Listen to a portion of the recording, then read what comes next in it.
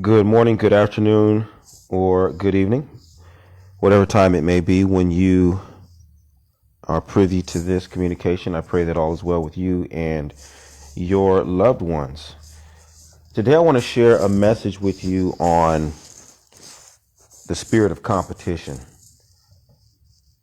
and the limits of competition, the appropriateness of competition, and how we make the discernment between when enough is enough.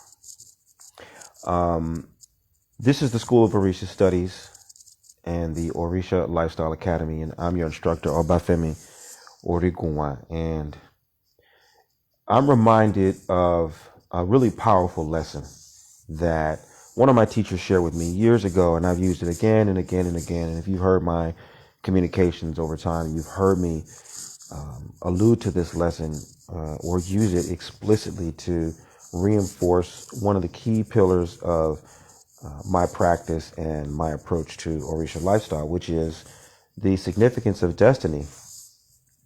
And more precisely, how destiny can be explained as a seed.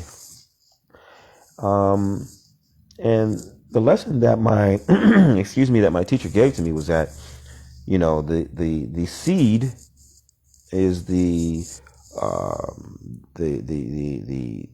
place from which the whole tree comes from. The entire tree comes from the seed. So if it's an orange tree or a mango tree, what have you, it's all in the seed. Every blossom, every bit of bark, every twig, every fruit. The potential for all of those things are in the seed. And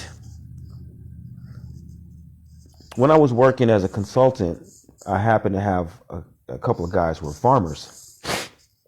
And these guys explained to me how when you plant seeds, you would deliberately put them in the soil, good soil, but you don't water them for a specified number of days because biologically, chemically, physiologically, the seed knows that it's in a moist, dark place, and the chemical makeup of the soil is conducive to growth.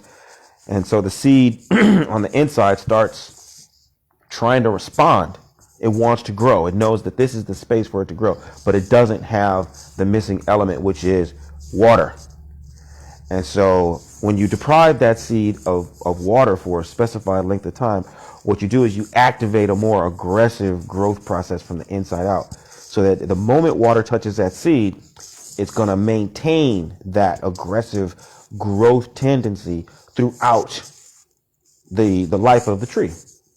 So it will sprout roots, with a lot of aggression, with a lot of determination. It'll shoot out of the ground and it'll grow branches and produce blossoms and fruit. Everything is going to be really, really intense because of the way that you activated a really strong growth tendency at the seed stage. And that's significant because a lot of us who come into Orisha lifestyle, we come from sort of deprived backgrounds, economically, sociologically, right? There's a lot of difficulty and hardship to be a rose that grows up through the concrete, right? And even if, you as an individual didn't grow up in that kind of an environment, when you look at the places where Orisha lifestyle flourishes, in places like Cuba, Brazil, Haiti, Nigeria, etc., these are places that are suffering with a lot of economic hardship. And so it creates a real strong hustle mentality amongst the people. Everybody has to be really determined to grow and to flourish and to keep this practice alive when you come from those kinds of places. And it breeds within us as individuals and as a community, as a culture, a really competitive spirit. And so in the beginning stages of your practice in Orisha lifestyle, you find people to be very competitive. There's a strong tendency for individuals to demonstrate that they know more than the next person. They can do more than the next person. They are more capable than the next person. They have more success than the next person, right? It's important to come out and assert yourself within our tradition and prove that you are better than the next person, right? And collectively, we do the same thing. That's why you find a lot of people are just relentlessly arguing about is the Cuban system better than the Nigerian system? Is the Nigerian system better than the Brazilian system? Is the Dahomey system better than the Trinidadian system? Is back and forth. You know, everybody is trying to prove that their system is better than the next system, if not trying to say that they as an individual are a better performer than the next. Has a lot to do with the fact that as seeds, we were planted in an environment where that missing element made us, aggressive, and we want to come out strong, and we want to, we feel like it's a matter of survival. It's coded into our lifestyle at this point, right? But this is something that I know as a teacher, and I want to share this lesson with you, with the hopes that you can understand, what I'm really trying to convey to us as a community in terms of shifting the culture, expanding our perspective, making the practice better, both for us as individuals and for us as a collective. When you're in a classroom setting and you've got a student who clearly knows the material, and she's raising her hand every time first, bow with the answer, maybe it's math, maybe it's language, whatever it is. But you can bank on this student knowing it, but it has an effect where all of the students know, Tammy has the answer. And so I may as well not even raise my hand because I know she's going to know it before anybody else, and she may blurt out the answer. Well, as a teacher, you'll say, okay, look, Tammy, we're going to give other people a chance. I know you know, right? We all know that you know, but let's give other people a chance. And you try to tap into that student's understanding of what it feels like to be capable, what it feels like to have the answer, right? It makes you feel good, right? Well, you want your classmates to also have that same feeling. So let's, pull back a little bit. We're not going to dumb you down. We're not going to prevent you from learning, but we want to make space for other people to have the same kind of experience that you're having, because it's going to do what? It's going to breed confidence in your classmates. And as your classmates become more confident, they're going to be able to do better. And as they do better, the knowledge bases in the whole room is going to elevate.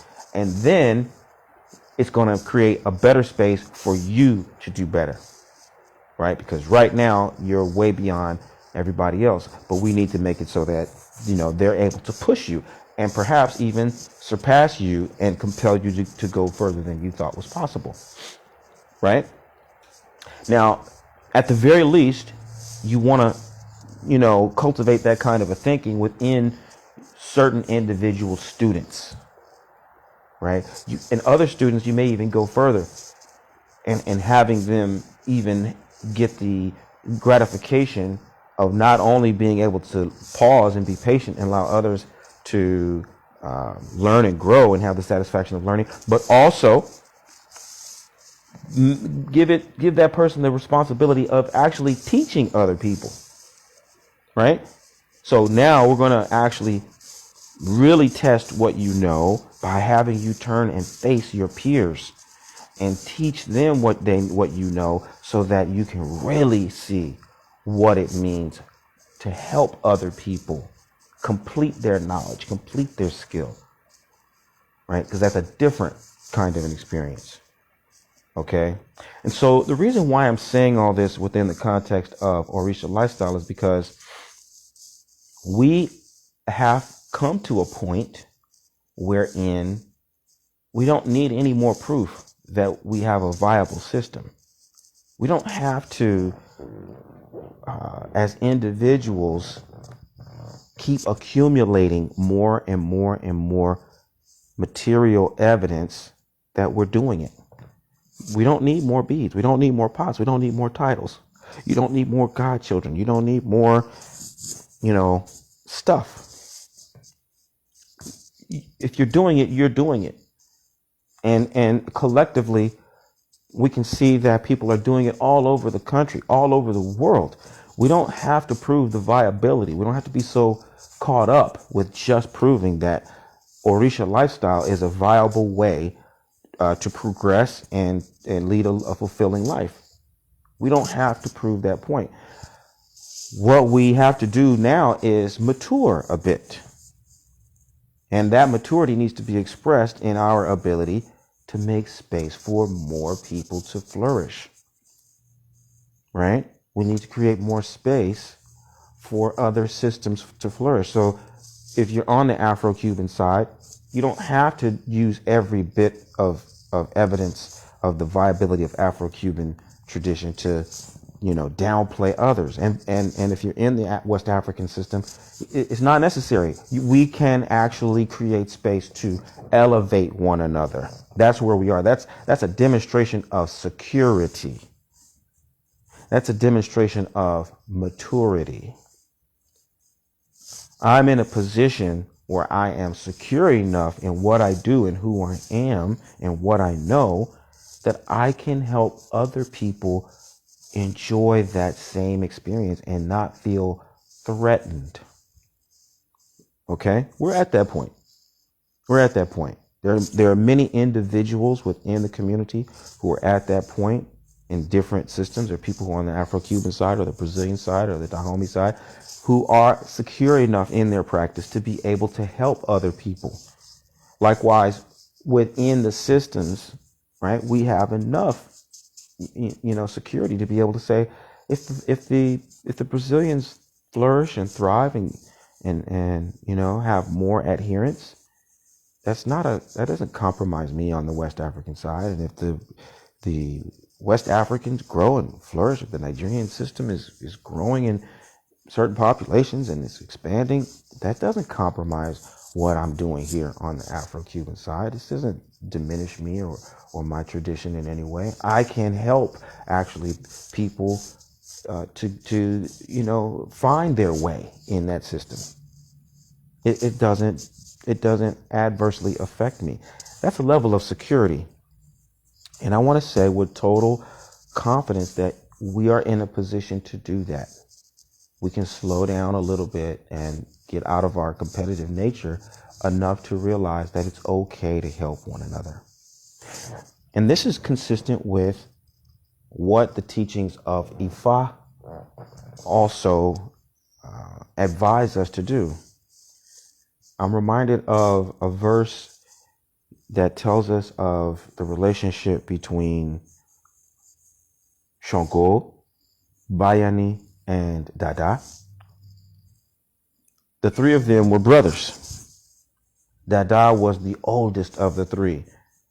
And as such, Dada is supposed to be the most responsible, the most viable, the leader. But as it turned out, Dada was soft. Dada was very gentle. Dada preferred to spend his time, in the woods doing artistic things with women and children and stuff like that. He's very gentle. Meanwhile, Sango and Bayani were courageous. They were brave. They were warriors. But even though Sango and Bayani were warriors and they were very brave, they used their prowess to complete Bayani, to complete Dada, not to compete with Dada, right? So Bayani on his part enriched Dada. He made Dada synonymous with wealth and prosperity. Sango, for his part, protected Dada. He gave him physical, defense.